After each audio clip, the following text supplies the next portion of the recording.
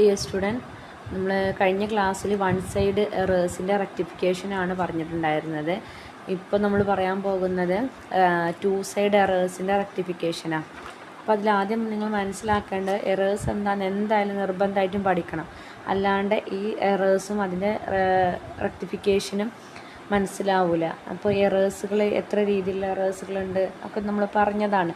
പ്രിൻസിപ്പിൾസും, errors of principle, errors of omission, errors of commission, compensating errors, ഈ 4 errors എന്താണെന്ന് കറക്റ്റായിട്ട് അറിയണം കേട്ടോ. അതിന് ശേഷമാണ് നമുക്കിത് പഠിക്കാൻ പറ്റുള്ളൂ. കാരണം എന്നാലേ നമുക്കിത് ഏത് എററാണെന്ന് മനസ്സിലാക്കാൻ പറ്റും. പിന്നെ നിങ്ങളെ ഐഡിയ വെച്ചിട്ട് നിങ്ങൾ ചെയ്യേണ്ട കാര്യമാണിത്. അപ്പോൾ അത് ഒരു ഐഡിയ ഇല്ലാത്തതുകൊണ്ടാണ് ഇതൊരു ബുദ്ധിമുട്ടായിട്ട് തോന്നുന്നത് കേട്ടോ. അപ്പോൾ അത് നന്നായിട്ട് പഠിക്കണം. നിങ്ങൾ എന്തെങ്കിലും സംശയം ഉണ്ടെങ്കിൽ ചോദിക്കുകയും വേണം. ഓക്കെ, അപ്പോൾ റെക്ടിഫിക്കേഷൻ എറേഴ്സിൽ ടു സൈഡ് എററാണ്. രണ്ട് അക്കൗണ്ടിനെയും ബാധിക്കുക. നമുക്കറിയാം, ഒരു ട്രാൻസാക്ഷൻ ഉണ്ടെങ്കിൽ അതിന് 2 അക്കൗണ്ട്സുകൾ ഉണ്ടാവുന്നത്. അപ്പോൾ 2 അക്കൗണ്ട്സിനെയും ബാധിക്കുന്നതാണ് ടു സൈഡ് എറർ എന്ന് പറയുന്നത്. അപ്പോൾ ടു സൈഡ് എറേഴ്സിൽ മിക്കവാറും വരാറുള്ളത് എറേഴ്സ് ഓഫ് കമ്മീഷനും അതുപോലെ എറേഴ്സ് ഓഫ് പ്രിൻസിപ്പിൾസും. മീൻസ് നമ്മൾ റൂൾസിനെ തെറ്റിച്ചുകൊണ്ട് ഏതെങ്കിലും രീതിയിൽ റൂൾസിനെ തെറ്റിച്ചുകൊണ്ട് നമ്മൾ എഴുതുന്നതായ അങ്ങനെയുള്ളതും വരാറുണ്ട്. ദെൻ ഒമിഷൻസ് വരാറുണ്ട്. ഒമിഷൻ എന്ന് പറഞ്ഞാൽ നമ്മൾ റോങ് എമൗണ്ട് എഴുതി കൊടുത്തിട്ട് അതിൽ ഡെബിറ്റിലോ ക്രെഡിറ്റിലോ നമ്മൾ റോങ് എമൗണ്ട് എഴുതിയാൽ ബാലൻസിൽ വ്യത്യാസം വരും. അപ്പോൾ അത് 2 അക്കൗണ്ടിനെയും എഫക്റ്റ് ചെയ്യും. അങ്ങനെ വരാറുണ്ട്. പിന്നുള്ളത് കംപ്ലീറ്റ്ലി നമ്മൾ ഒമിഷൻ നടത്തുന്നത്. കാരണം ഒരു ട്രാൻസാക്ഷനെ മൊത്തമായിട്ട് ഒമിറ്റ് ചെയ്ത് കഴിഞ്ഞാൽ അവിടെയും നമുക്ക് ടു സൈഡ് എറേഴ്സ് സംഭവിക്കും. അപ്പോൾ അങ്ങനെ ആകുമ്പോൾ നമുക്ക് പുതിയൊരു എൻട്രി കൊടുത്താലും മതിയാവും. മനസ്സിലാവുണ്ടോ? അങ്ങനെ കംപ്ലീറ്റ്ലി ഒഴിവായി കഴിഞ്ഞാൽ പുതിയൊരു എൻട്രി നമ്മൾ ആ ട്രാൻസാക്ഷൻ്റെ ഒറിജിനൽ എൻട്രി കൊടുത്താൽ മതി കേട്ടോ. അപ്പോൾ ബാക്കിയുള്ള 2 ഒമിഷനിലും കമ്മീഷനിലും അതുപോലെ പ്രിൻസിപ്പിൾസും വരാറുണ്ട്. അതിന് നമ്മൾ റെക്ടിഫൈ ചെയ്യുന്നേ വേണം. ഓക്കെ, അപ്പോൾ നോക്കുക, അതാണ് 2 അക്കൗണ്ട്സിനെയും ബാധിക്കുന്ന എഫക്റ്റ് ചെയ്യുന്ന എറേഴ്സുകളാണ് ടു സൈഡ് എറർ എന്ന് പറയുന്നത്. അതിൻ്റെ റെക്ടിഫിക്കേഷൻസ് എങ്ങനെയാണെന്നുള്ളതാണ് ഇവിടെ പഠിക്കുന്നത്. എക്സാമ്പിൾ പറയുന്നുണ്ട്. ആനന്ദ് അക്കൗണ്ട്. ആനന്ദിൻ്റെ അക്കൗണ്ട്സിൽ മീൻസ് നോക്കുക, ടേക്ക് ഫസ്റ്റ് എക്സാമ്പിൾ കേട്ടോ. ടു സൈഡ് എററിൻ്റെ നോക്കാം. Credit sales of ₹1080 and Anand wrongly record sales ബുക്കിന് 180,800. അപ്പോൾ എന്താ പറഞ്ഞത്, ആനന്ദിൻ്റെ അക്കൗണ്ടിൽ നമ്മൾ ശരിക്കും പറയുകയാണെങ്കിൽ ക്രെഡിറ്റ് സെയിൽസ് നടന്നിട്ടുള്ളത് 1080-നാണ്. ദെൻ നമ്മൾ സെയിൽസ് അക്കൗണ്ട്സിൽ സെയിൽസ് ബുക്കിൽ നമ്മൾ എഴുതിയത് 1800-ആണ്. അപ്പോൾ 1800-ഉം 1800 ആയിട്ടാണ് നമ്മൾ തെറ്റായ എമൗണ്ട് 1800-ആണ്. ഒറിജിനലായിട്ട് ക്രെഡിറ്റ് സെയിൽ നടന്നത് 1080 രൂപക്കാണ്. അപ്പോൾ ക്രെഡിറ്റ് സെയിൽ നടക്കുന്നത് ആർക്കാണ് ചോദിച്ചാൽ ആനന്ദിനാണ് ക്രെഡിറ്റ് സെയിൽ നടന്നിട്ടുള്ളത്. അപ്പോൾ നമ്മൾ എന്തായിരിക്കും എൻട്രി എന്തായിരിക്കും? സെയിൽസ് അക്കൗണ്ട് അപ് ടു ആനന്ദാണ് വരിക. മനസ്സിലാകുന്നുണ്ടോ? Sales account to Anand. അപ്പോൾ ഇവിടെ എൻട്രിക്കല്ല പ്രശ്നം. ഇവിടെ എന്തിനാണ് പ്രശ്നം? എമൗണ്ടിനാണ് പ്രശ്നം വന്നിട്ടുള്ളത്. എമൗണ്ട് റോങ് ആയതുകൊണ്ട്. അപ്പോൾ അവിടെ എറേഴ്സ് ഓഫ് കമ്മീഷനാണ് വരുന്നത്. സോ ഇങ്ങനെ വരുന്ന സമയത്ത് നമ്മൾ ഇതിൻ്റെ 2ൻ്റെയും ഡിഫറൻസ്, തെറ്റായി എഴുതിയതിൻ്റെയും ശരിയായ എമൗണ്ടിൻ്റെയും ഡിഫറൻസ് ആണ് നമ്മൾ ഈ എൻട്രിയിൽ ജേണൽ എൻട്രിയിൽ നമ്മൾ കൊടുക്കാറുള്ളത്, ഡെബിറ്റായിട്ടും ക്രെഡിറ്റായിട്ടും. അപ്പോൾ sales account up to Anand തന്നെയാണ് നമ്മളതിൽ വരിക. അതിൽ എമൗണ്ട് അഥവാ ഡിഫറൻസ് 720 രൂപയുടെ ഡിഫറൻസാണ് അവിടെ കാണിക്കുന്നത്, ഈ 2 എമൗണ്ടിൻ്റെയും ഡിഫറൻസ്. അപ്പോൾ അതാണ് നമ്മൾ അവിടെ എഴുതി കൊടുക്കുക. ഇത് നമ്മൾ ചെയ്ത് കഴിഞ്ഞാൽ ഇതിനാകെ ഒരു എൻട്രി വരുള്ളൂ. കാരണം ഇത് എറേഴ്സ് ഓഫ് കമ്മീഷനാണ്.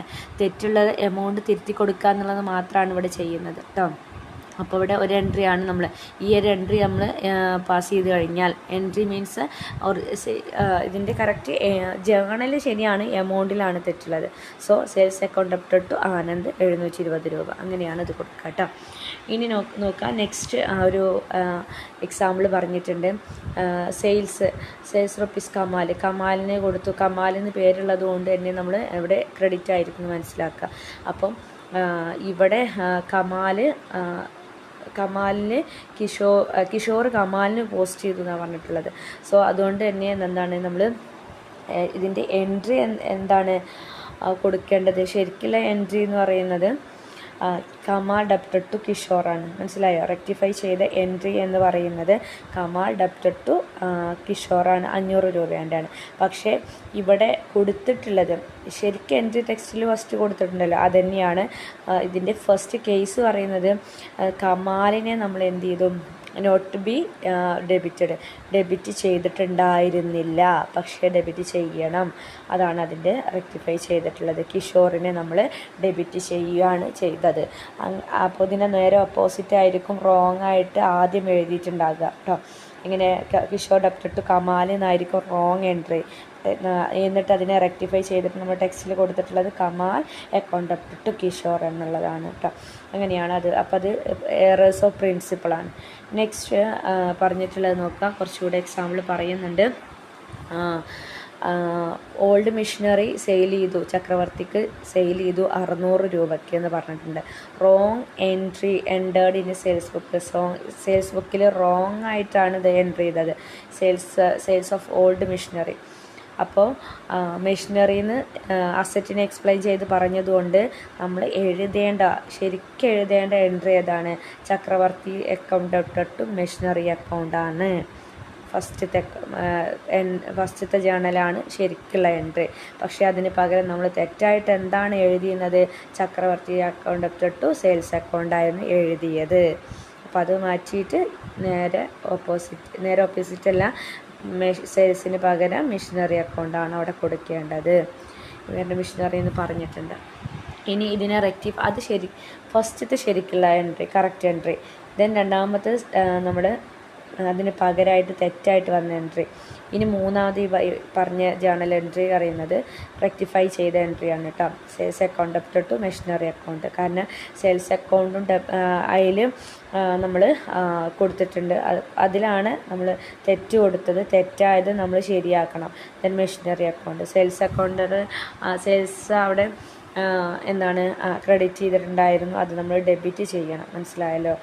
എന്നിട്ട് മിഷനറി അക്കൗണ്ടിനെ ശരിക്കുള്ളത് ക്രെഡിറ്റ് ചെയ്യുകയും ചെയ്യാം. ഓക്കെ. നെക്സ്റ്റ് രണ്ടാമത്തെ ഒരു എക്സാമ്പിൾ പറഞ്ഞിട്ടുള്ളത് ഇതും ക്രെഡിറ്റ് സെയിൽസ് തന്നെയാണ്. 7600 ഷർമ്മക്കാണ് കൊടുത്തിട്ടുള്ളത്. സെയിൽസ് ബുക്കിൽ റെക്കോർഡ് ചെയ്തപ്പോൾ 7600 എന്നുള്ളത് 6700 നേരത്തെ പറഞ്ഞതുപോലെ എറേഴ്സ് ഓഫ് കമ്മീഷൻ കേട്ടോ.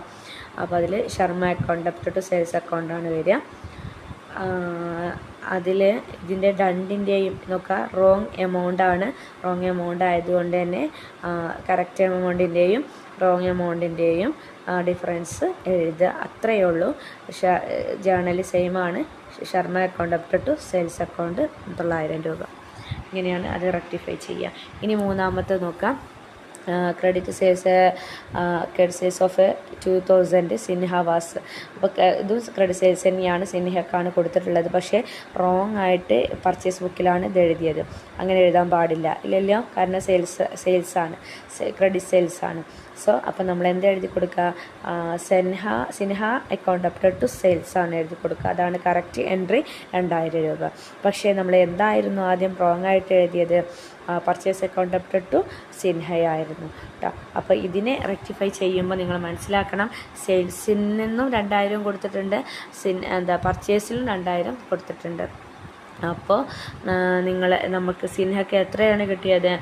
4000 രൂപ ടോട്ടലി കിട്ടിയിട്ടുണ്ട്. അതിന് നമ്മൾ ഡെബിറ്റ് ചെയ്യണം to purchase account debited to sales account. ഇങ്ങനെയാണ് ഇതിൻ്റെ ജേണൽ. ഇനി നാലാമത്തെ പറഞ്ഞിട്ടുള്ളത് repairs of machinery amounting 400 wrongly debited machinery അക്കൗണ്ടിൽ നമ്മൾ എന്ത് ചെയ്യാണ്? ഡെബിറ്റാണ് ചെയ്തിട്ടുള്ളത്, അതിനെ നമ്മൾ ക്രെഡിറ്റ് ചെയ്യണം. സോ അപ്പോൾ നമ്മൾ repairs account debited to machinery account നമ്മൾ ഇങ്ങനെയാണ് എഴുതുക, ശരിക്കുള്ള എൻട്രി കൊടുക്കാറുള്ളത്. ഓക്കെ. ഇനി ബാക്കിയുള്ള കുറച്ച് ഇലുസ്ട്രേഷൻസ് പറയുന്നുണ്ട്. അത് നിങ്ങൾ റെക്ടിഫൈ ചെയ്ത് എഴുതാൻ പറ്റുന്നുണ്ടോ? ഇല്ലെങ്കിൽ ഹോംവർക്കായിട്ട് തരികയാണ്, ഇല്ലെങ്കിൽ പറയാം കേട്ടോ. ഓക്കെ.